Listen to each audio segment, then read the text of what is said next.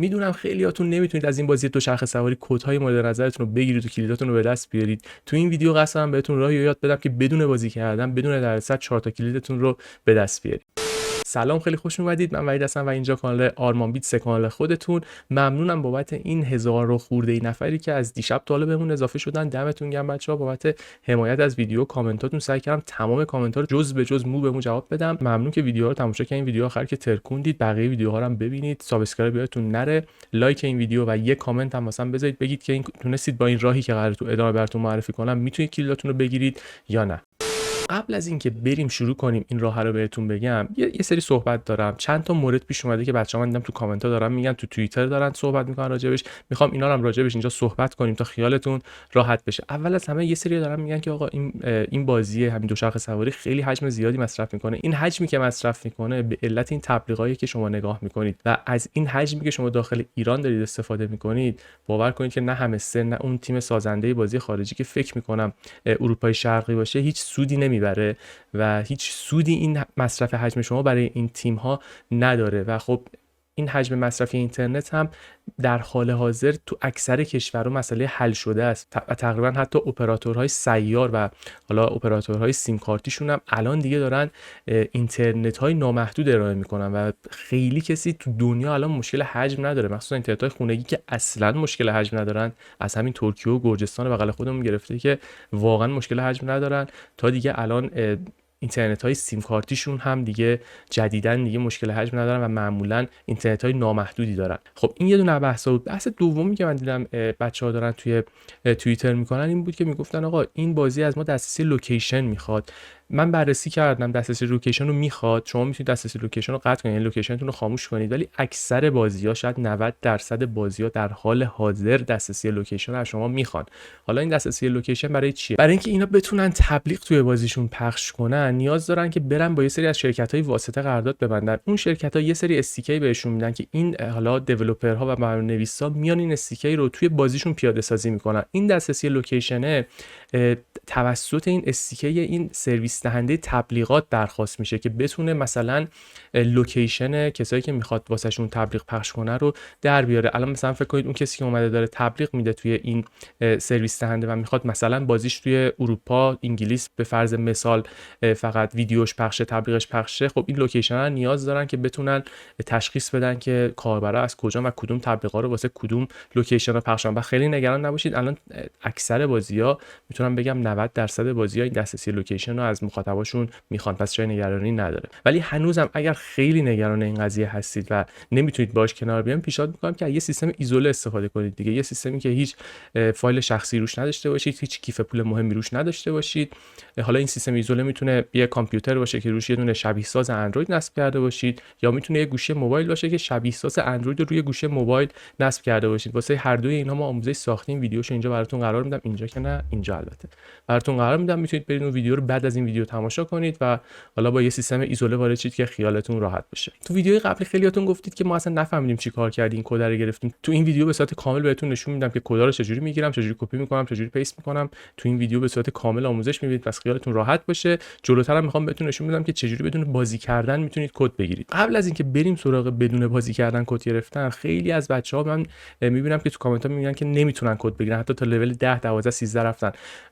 بچه‌ها این بازی برای اینکه کد رو بتونید ازش دریافت کنید نیاز به یه وی پی ان داره. وی پی انی که آی پیش مشکل نداشته باشه، آی پی لیک نداشته باشه. یعنی معمولا وی پی ان های فری که از گوگل پلی دانلود میکنید، چون یه تعداد زیادی با یه آی پی وصل میشن، اون آی پی شناسایی میشه و کلا تشخیص داده میشه که این حالا آی پی که شما بهش وصلید یه آی پی فیک هست و هم اپلیکیشن هم یوتیوب همه اینا شما رو تشخیص میدن. الان ما یه سری از همین سابسکرایبایی که شما دارید انجام میدید رو یوتیوب، من هر موقع رفرش میکنم یا مثلا 20 تا 30 تا سابسکرایبا میپره، لایک ها میپره و این همون وی پی ان هایی هست که وی پی ان های خوبی نیست و این اپلیکیشن ها یوتیوب اینا تشخیص میدن و روی این وی پی ان ها تبلیغ پخش نمیکنن. این بازی هم به همین صورته. اگر برای شما تبلیغ پخش نکنه بهتون کدی هم بابت کلید نمیده بچا. حالا شما 1000 دستم که بازی کنید، 500 دستم که بازی کنید، بهتون کدی نمیده. من اینو خودم قبل از این ویدیو تست کردم، روی گوشی خودم وی پی ان رو قطع کردم، نزدیک 45 دقیقه بچا بازی کردم. شاید باورتون نشه، دیگه مغزم داشت سوت میکشید. 45 دقیقه بازی کردم بدون وی پی ان.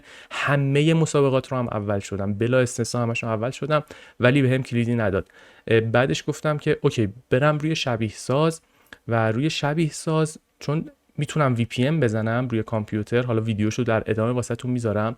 VPN رو روشن میکنی روی کامپیوتر، شبیه ساز رو بالا میاری، بازی رو بالا میاری، شما VPN داری، ولی روی شبیه ساز معمولا این بازی ها تبلیغ پخش نمیکنن. شبیه سازهای کامپیوتر تشخیص میدن که شبیه سازه و تبلیغی پخش نمیکنن. روی این شبیه سازم من نزدیک 20 دقیقه بازی کردم، ویدیوشو رکورد کردم، اونجا هم بهم تبلیغ نشون داده نشد و کلیدی هم بهم داده نشد. پس ببینید صرفا این که شما VPN بزنید دلیل بر این نمیشه که بتونید کد رو بگیرید و برید داخل ربات واردش کنید. حتما باید بازی براتون تبلیغ نشون بده. حالا بریم سراغ راهی که میخوام بهتون بگم چجوری بدون بازی کردن، یعنی نیاز نباشه بازی کنید دیگه، فقط همین که برید داخل بازی بتونید کدها رو بگیرید. بچه‌ها وقتی که وارد بازی شدید، همین پایین سمت راست که همونجوری که دارین رو ویدیو میبینید عکس یه علامت ویدیوه. بعضی موقع ها هم یه حالا ایردراپای از این بالا میاد که روش یه دونه علامت قرمز رنگ ویدیو، اینا رو اگه بزنید بازی براتون ویدیو پخش میکنه. اگه بازی براتون ویدیو پخش نکرد بدونید که VPN تون مشکل داره و بعد VPN تون رو عوض کنید. تا یادم نرفته یه نکته دیگه هم بهتون بگم، اگر دنبال VPN خوب هستید یا فیلتر شکن خوب هستید، من نمیتونم توی کانال یوتیوب بهتون چیزی معرفی کنم. بیاین داخل چنل تلگرام که لینکش هم تو دیسکریپشن هست، هم روی صفحه نوشته میشه. سعی میکنم که اونجا براتون حالا فیلتر شکن معرفی کنم و بتونیم یه جوری به هم دیگه کمک کنیم. تنها کاری که از دستم برمیاد در این رابطه همینه. خب بریم سراغ آموزش و ویدیو. شما وقتی که بازی باز شد اصلا لازم نیست که ریس رو بزنید. اصلا تو این بازی ریس دادن و مسابقه دادن مهم نیست. شما فقط باید تبلیغ ببینید. بذارید بازی تو همین صفحه اصلی بمونه و این دکمه پایین که بهتون دوچرخه میده، هر از گاهی شما میتونید بزنید و یه دوچرخه رایگان بگیرید، اینو بزنید و ویدیوشو ببینید. تقریبا حالا من ویدیوشو بعد از این صحبت‌ها براتون رو دور تون پخش میکنم که ببینید بدون بازی کردن. من این کلیدا رو گرفتم دیگه، یعنی فقط ویدیوها رو میبینم. فقط این ویدیوها رو ببینید. تقریبا بعد هر 5 6 تا نهایتا 10 تا تبلیغ که ببینید بهتون یه دونه کلید کدو میده که برید وارد کنید و سکتون رو بگیرید. خیلی هم کاری نداره، فقط اینترنت زیادی مصرف میکنه. از اینترنت های سیار و سیم کارت سعی کنید استفاده نکنید، چون بالاخره حجمیه دیگه. یه 3 گیگ شما یه ماه مثلا اینترنت روی سیم کارتتون دارید و یهو این عین 3 گیگش رو در 1 ساعت میخوره. حواستون به این قضیه باشه. سعی کنید از اینترنت های خونگی استفاده کنید واسه گرفتنش. هر روزم بعد 4 تا بگیرید دیگه. اگه میخواید این کلیدا رو جمع کنید هر روز بعد تقریبا 20 دقیقه وقت بذارید. من این ویدیویی که براتون الان سری میکنم و نشونتون میدم و تقریبا 24 5 دقیقه شده، ولی من سریش میکنم، در عرض 1 2 دقیقه فقط میخوام نشونتون بدم. ولی کل این ویدیو 24 5 دقیقه طول کشیده، یعنی 24 5 دقیقه طول کشیده من با این روش بتونم 4 تا کلیدو بگیرم. پس بچه‌ها خواهشاً نید بگید دیگه 4 تا کلیدو نگرفتی، نشون ندادی. الان فقط دارم سریش میکنم. تو آخر ویدیو هم یه دونه از کلیدا رو میارم دوباره نشونتون میدم که چجوری کپی پیست کنید. یه مشکلی هم موقع کپی پیست کردن هست که موقعی که ریدیمو میزنید بهتون ارور میده و میگه این کد وجود نداره. اون مشکل رو هم انتهای ویدیو با هم حل میکنیم. بریم این ویدیو رو ببینیم و برگردیم. خب بریم سراغ این ویدیو. همونجوری که میبینید من وقتی وارد بازی میشم روی این دکمه طلایی پایین سمت راست کلیک میکنم تا این تبلیغا واسم پخش بشه. این قسمتایی هم که من بلور کردم همون تبلیغاییه که خواستم حالا یوتیوب بهمون گیر نده و بلورش کردم. دوباره که برمیگرده تو بازی دوباره تلاش میکنم که این تبلیغا رو بزنم. همین دکمه پایین سمت راست طلایی و قرمز رو دارم بهتون میگم. چندین بار اگه پخش نکرد تا روش میزنم تا بالاخره تبلیغ برام پخش کنه. دوباره همون تبلیغ قبلی میاد. حالا من باز بلورش کردم و این کار رو تکرار میکنم دیگه تا جایی که بهم تبلیغ نشون بده و کد همستر رو بهم بده. من این کار رو تکرار میکنم. همونجوری که میبینید در بار سوم دوباره تبلیغ رو میزنم تا تبلیغ رو بهم نشون بده. بدون اینکه بازی کنم میخوام کد رو بگیرم. اینجا بازی منو مجبور میکنه خودش که یه دونه بازی انجام بدم. این بازیه بچه‌ها اجباری بود، من نمیخواستم انجامش بدم ولی اومد روی صفحه و دکمه بک هم نداشت برای بک دادنش. برای همین اگه به شما هم بازی اجباری اینجوری داد به نظرم انجامشون بدید. حالا اشکالی نداره دیگه، حداقل بازی رو انجام بدید که بتونید حالا این بازی هم حساب شه تو امتیازاتون. اشکالی نداره خیلی. این وقتی برمیگرده حتما این تبلیغ اینجا رو هم نگاه کنید که میخواد بهتون سکه بده. همونجوری که ببینید من این تبلیغ اینجا رو هم زدم دوباره و گرفتم. هم سکم دوباره برابر شد، هم یه تبلیغ دیدم. همینجوری میبینید برگشتم تو بازی کدو بهم داده بود. این اولین کدی بود که گرفتم، یعنی در واقع دومین کد بود دیگه. اولین کدو من ریکورد نکردم، این دومین کد بود. کدو ریدیم کردم، دوباره برگشتم تو بازی، دوباره شروع کردم به تبلیغ دیدم، دوباره زدم تبلیغ دیدم. همینجوری که میبینید دوباره بلورش میکنم براتون که اذیتتون نکنه، در واقع یوتیوب اذیتمون نکنه. و دوباره شروع میکنم به تبلیغ دیدن دیگه. حالا جلوتر که میریم به مشکل میخوره و تبلیغ نشون نمیده. جلوتر بهتون میگم که چیکار میکنم، که یعنی چیکار کنید اگه بهتون تبلیغ نشون نداد. همین الان اگه دیدین اینجا به من تبلیغ نشون نداد، من یه بار بازیو بستم دوباره باز کردم. این اولین راهشه. اگه بهتون تبلیغ نشون نداد یه بار بازیو ببندید باز کنید. ببینید من برای دفعه اول وقتی بهم تبلیغ نشون نداد بازیو بستم باز کردم و تبلیغو نشون داد. دوباره من تبلیغو بلور کردم که یوتیوب بهمون گیر نده. تبلیغ که تمام میشه باز روش میزنم. این پروسه ادامه داره دیگه بچه‌ها. حالا تا بریم تا جلوتر تا جایی که دوباره گیر کنه و تبلیغ نشون نده من بهتون میگم که دلیلش چیه. تبلیغ سوم رو هم زدم، بازم بلورش کردم براتون و اینجا بهم کد سوم رو داد. اینم کد سوم که فقط با تبلیغ دیدن. حالا تو کد قبلی یه دست ما بازی کردیم ولی تو این کد سوم دیگه فقط با تبلیغ دیدن بود. اینجا دیگه هر چی زدم برای کد چهارم بهم ویدیو نشون نداد. یه بار بازیو بستم باز کردم.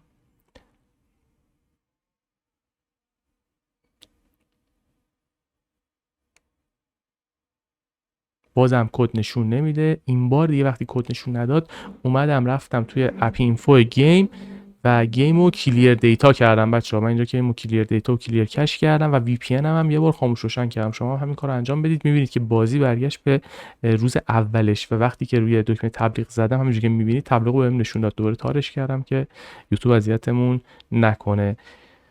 اینجا هم فکر کنم تا آخر ویدیو 3 بار تبلیغ رو میبینم، 3 یا 4 بار تبلیغ رو میبینم و کد رو میگیرم دیگه. ادامهش رو خودتون ببینید و لذتش رو ببرید که بدون بازی کردن چجوری میتونید به همین راحتی 3-4 تا کلیدتون رو ببینید فقط با هر کدوم با 3 الی 4 بار تبلیغ دیدن. به همین راحتی. فقط وی پی ان خوب میخواد.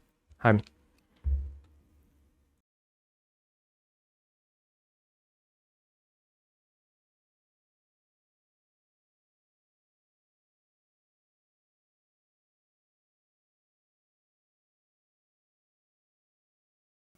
خب همونجوری که دیدید 4 تا کلید رو در یه مدت زمان تقریبا 24-5 دقیقه من گرفتم بدون بازی کردن. البته یه جاهایی بازی مجبورتون میکنه که یه دستایی بازی رو انجام بدید، یه مسابقه انجام بدید، اونا رو دیگه به اجبار انجام بدید یا میتونید بازی رو ببندید و بیایید بیرون. یه نکته دیگه من اینجا بهتون بگم، بعضی موقع بازی به مشکل میخوره و بهتون تبلیغ نشون نمیده. من راهکارهایی که برای این کار انجام دادم این بود که یک بار بازی رو کلیر کش کردم. همونجوری که تو صفحه میبینید بهتونم یاد دادم که چجوری کلیر کش کنید. فقط کافیه دستتون رو روی آیکون بازی نگه دارید، وارد اپ اینفو بشید. حالا گوشی من سامسونگ، احتمالاً بقیه گوشی‌ها هم به همین صورته. وارد اپ اینفو بشید، بخش استوریج برید و اونجا کلیر دیتا و کلیر کش رو بزنید و دیتای بازی رو پاک کنید و انگار بازی از اول براتون بالا میاد و اون موقع تبلیغ رو بهتون نشون میده. اگر باز هم تبلیغ رو نشون نداد سعی کنید وی پی ان تون رو قطع و وصل کنید، وی پی ان تون رو عوض کنید، سرورش رو عوض کنید. این کارا باعث میشه که بتونید تبلیغ رو ببینید و با تبلیغ دیدن این کدا رو به دست بیارید. اینم راهی بود که اگه بهتون تبلیغ نشون نمیداد میتونید انجام بدید و تبلیغا رو ببینید. به غیر از این برای کپی کردنش بچه‌ها چند بار روی دکمه وقتی که میاد بالا مثل من چند بار روی دکمه کپی بزنید تا کد به صورت 100% و درست براتون کپی شه. بعضی موقع ممکنه که این کد کپی نشه. وقتی که کپی شد همونجوری که میبینید داخل صفحه اصلی ربات همستر اون بالا میتونید کلیک کنید. این پایین روی پلیگراند هم میتونید کلیک کنید. من رو جفتش بهتون نشون میدم. اول بریم وقتی اون بالا میخوام پیستش کنم و ببینیم. اون بالا رو که بزنید یه کادری شما دارید. فقط کافیه که دستتون رو اون کادر نگه دارید تا گزینه پیست یا الساق، اگه حالا گوشیتون فارسی یا عربی باشه الساق، اگه انگلیسی باشه پیسته. اون دکمه پیست رو که بزنید اون کدی که کپی شده اونجا کپی میشه. فقط کافیه دکمه ریدیم رو بزنید و تمام. توی قضیه پلیگراند هم به همین صورته. پلیگراند رو که بزنید روی عکس بازی که کلیک کنید همونجوری که من دارم انجام میدم باز یه کادری براتون این پایین هست. دستتون رو روی این کادر نگه دارید، دکمه پیست یا الساق بیاد اون رو بزنید کد کپی بشه و ریدیم رو بزنید. بعضی موقع وقتی این کارو میکنید بهتون ارور میده و میگه که این کد وجود نداره. اگر این ارور رو گرفتید باز کنید این کادر رو میبینید که بین آخرین حروفتون، یعنی بعد از آخرین حروفتون یه دونه فاصله افتاده و یه دونه اسپیس افتاده. مثل من این فاصله رو پاک کنید و دوباره ریدیمو بزنید و کدتون انجام میشه. اگر میخواید بدونید که ممکنه این کلیدا در آینده به چه دردی بخورن بهت پیشنهاد میکنم که این ویدیو رو نگاه کنید. دمتون گرم. خداحافظ.